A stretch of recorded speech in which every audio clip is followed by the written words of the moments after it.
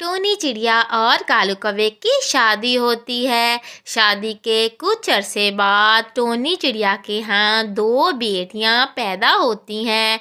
दो बेटियाँ का बोझ कालू कौवे को बिल्कुल भी पसंद नहीं था। टोनी चिड़िया बेचारी बहुत फिक्रमंद हो जाती है कि मेरे यहाँ दो नन्ही मुन्नी बेटियाँ पैदा हुई हैं, लेकिन कालू कौवे को मैं क्या जवाब दूंगी। कालू कौवा बाहर इंतजार कर रहा होता है कि टोनी चिड़िया से आकर खुशखबरी सुनाए, लेकिन टोनी चिड़िया बेचारी उसे बताती है कि मेरे यहाँ दो बेटियाँ पैदा हुई हैं। देखिए कालू जी, इसमें मेरा कोई कसूर नहीं है। ये तो ऊपर वाले की मर्जी है। अगर ऊपर वाले ने चाहा तो अगली बार जरूर बेटा पैदा होगा। आप चिंता मत करिए, मेरियां बेटियां बोझ नहीं हैं। कालू कौवा उसे कहता है कि मैं दो बेटियों का बोझ नहीं उठा सकता। मैं तो चाहता था कि बेटा पैदा हो और मेरे बुढ़ापे का सहारा बने। इस तरह कालू कौवा टोनी चिड़िया बेचारी को पीट करके उस तरफ मुँह कर लेता है और टोनी चिड़िया बेचारी बहुत मिन्नत समाजत करती है, लेकिन वो एक नहीं सुनता। कालू कौवा बहुत जालिम होता है। उसे दो बेटियां पैदा होने का उसे बहुत दंड देता है। टोनी चिड़िया बेचारी बहुत रोती चलाती है कि इसमें मेरी कोई गलती नहीं, लेकिन कालू कौवा एक नहीं सुनता। तुमने मेरे सर पर ये बोझ थोप दिया है। मैं नहीं चाहता था कि मेरे घर कभी भी कोई बेटी जन्म ले। मुझे तो बस बेटा चाहिए था, बेटा। अब तुम इसकी सजा भुगतो। जब जब मैं इनको देखूंगा तब तब मैं तुम्हारी पटाई के लिए एक नौकर खड़ा कर दूंगा। टोनी चिड़िया बेचारी के छोटे छोटे नन्हे मुन्ने बच्चे अपनी माँ को रोता देखकर बहुत रोना शुरू कर देते हैं, लेकिन छोटी छोटी बच्चियाँ बहुत मासूम होती हैं, इसलिए वो कुछ नहीं जानती कि क्या हो रहा है। टोनी चिड़िया बच्चों को लेकर बहुत परेशान रहने लगी। इस तरह टोनी चिड़िया और उसकी दोनों बेटियां बीमार पड़ गईं। कालू कौवा उनका बिल्कुल भी ख्याल नहीं रखता था और बेटियों की टोनी चिड़िया को हर वक्त फिक्र खाई जाती थी। इसी कारण टोनी चिड़िया की खुद की तबीयत भी बहुत ख़राब रहने लगी। छोटे बच्चे उसे कहते हैं कि मामा हमें भूख लगी है। टोनी चिड़िया बेचारी को बिल्कुल होश नहीं होता। बच्चे भूख के कारण रोना शुरू कर देते हैं। छोटी वाली बेटी तो बिल्कुल भी भूख बर्दाश्त नहीं कर सकती थी। टोनी चिड़िया के यहाँ उसकी दोस्त मिलने के लिए आती है, लेकिन टोनी चिड़िया और उसके बच्चों को इतनी बुरी हालत में देखकर वो बहुत ज़्यादा रोती है कि मेरी सहेली इतनी खूबसूरत और सुंदर थी, कालू कौवे ने उसकी क्या हालत बना दी। टोनी चिड़िया की दोस्त को टोनी चिड़िया से मिलकर बहुत दुख होता है। बहन, इसमें मेरा क्या दोष है?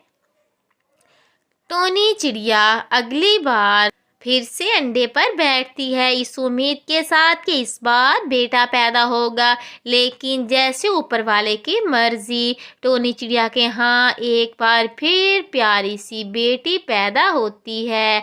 और दूसरी तरफ कालू कौवा बहुत बेसब्री से अपने बेटे होने का इंतज़ार कर रहा होता है। वो काम पर जाता है, लेकिन बहुत जल्द घर की तरफ लौटता है कि टोनी चिड़िया से खुशखबरी लेके इसके घर में बेटा पैदा हुआ है।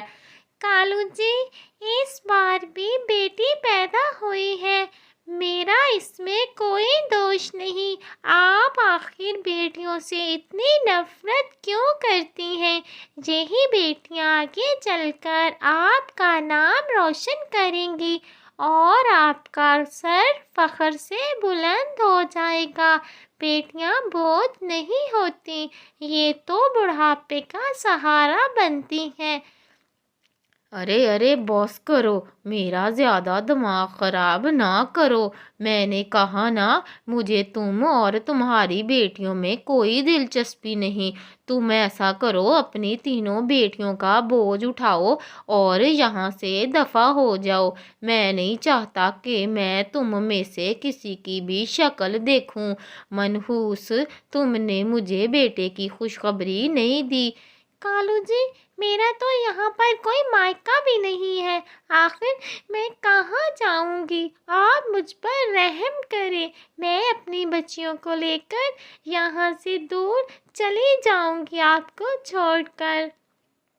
और दूसरी तरफ सुनते हो, कालू जी ने टोनी चिड़िया को घर से निकाल दिया। बहुत शोर शराबे की आवाजें आ रही थी। मेरा तो दिल ही खुश हो गया। आखिर मैं तो चाहती थी कि उस टोनी चिड़िया को बड़ा मगरूर था अपने ऊपर। अब उसकी सारी अक्कड़ निकल गई। मैं ना अब कालू कौवे की शादी अपनी दोस्त चंपा से करवाऊंगी और टोनी चिड़िया और उसकी तीनों बेटियों को धक्के देकर बाहर निकालूंगी। कालू कौवे की शादी करवाने के लिए मिट्ठू तोता और उसकी वाइफ दोनों ही रजामंद थे, लेकिन मिट्ठू महाराज इस बारे में कोई खास राय नहीं दे रहे थे। इसी तरह तोती जाकर कालू कौवे से कहती है, कालू भाई, तुमने ना बहुत अच्छा किया। टोनी चिड़िया और उसके बच्चों को घर से निकाल दिया। अब मैं तुम्हारी शादी अपनी दोस्त चंपा से करूंगी और तुम्हारे यहाँ पहले ही साल लड़कों की लाइन लग जाएगी, लाइन।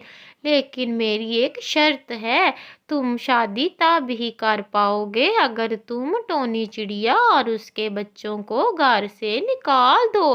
कालू कौवा सोच में पड़ जाता है कि वो टोनी चिड़िया और उसकी बेटियों को घर से निकाल दे ताकि वो एक नए सिरे से एक नई जिंदगी का आगाज करे। और इस बार उसे उम्मीद थी कि चंपा उसे बेटे जैसी खुशी से नवाज देगी। कालू कौवे को तोती मसलसल बहकाए जा रही थी और उसे सोचने पर मजबूर कर रही होती है। ठीक है बहन, जैसे तुम कहो, मेरी शादी तुम चंपा कव्वी से करवा दो। मैं बड़ा उसका ख्याल रखूंगा। बस मुझे उससे एक ही उम्मीद है कि वो मुझे बेटा दे। अगर वो मुझे बेटा देगी तो मैं उसकी हर ख्वाहिश पूरी करूंगा और हर तरह से उसका ध्यान रखूंगा। ये मेरा तुमसे वादा है। अब तुम जल्द अज जल्द। हाँ, अब मैं जल्द अज जल्द तुम्हारी शादी के लिए अपनी दोस्त से बात करती हूँ। वो तुमसे शादी करने के लिए राजी हो जाएगी। आखिर तुम्हारा इतना अच्छा कारोबार और घर बार है। टोनी चिड़िया ने तो तुम्हारी बिल्कुल भी कदर नहीं की और तुम्हें बेटियों के बोझ से दबाव लिया था।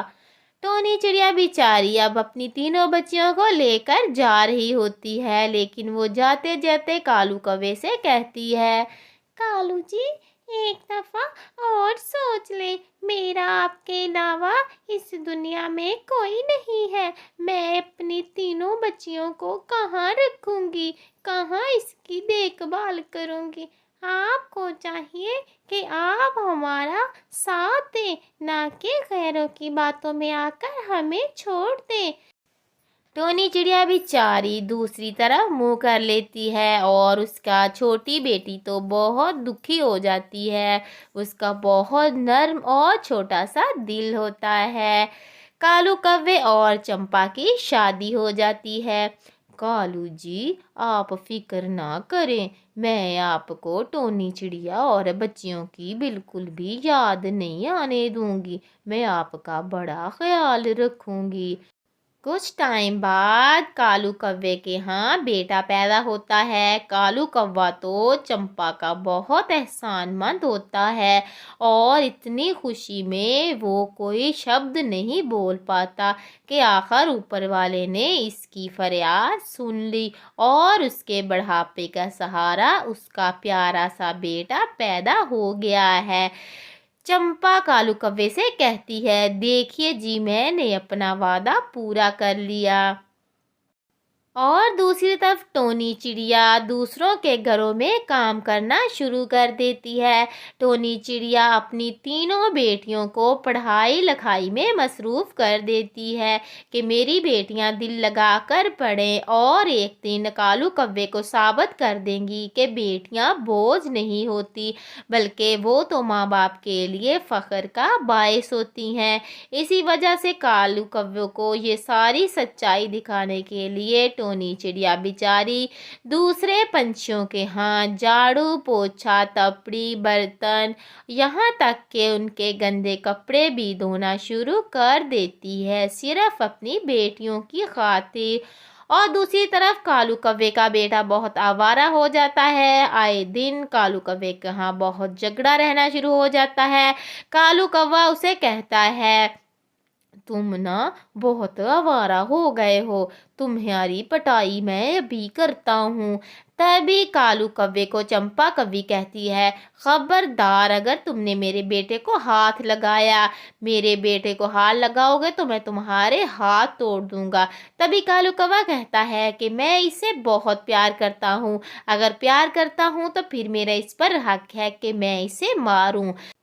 तभी चंपा कव्वी कालू को एक सच बताती है कि ये तुम्हारा बेटा नहीं बल्कि मेरे और खड़क सिंह की आखिरी निशानी है, इसलिए तुम इसके बाप नहीं हो। कालू कव्वा ये सुनकर बहुत अफसरदा होता है।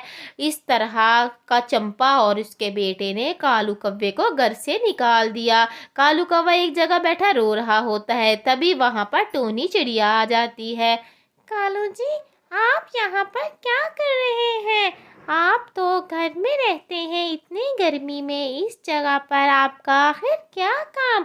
तभी कालू कव्वा उसे बताता है सारी बात। टोनी चिड़िया, मुझे माफ़ कर दो, उसने मेरे साथ बहुत बड़ा धोखा किया है।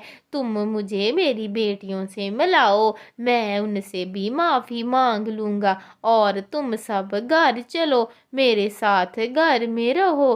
टोनी चिड़िया बेचारी का दिल मोम होता है, वो बहुत जल्दी पिघल जाती है। इस तरह कालू कव्वा अपनी बेटियों के साथ हंसी खुशी रहना शुरू कर देते हैं।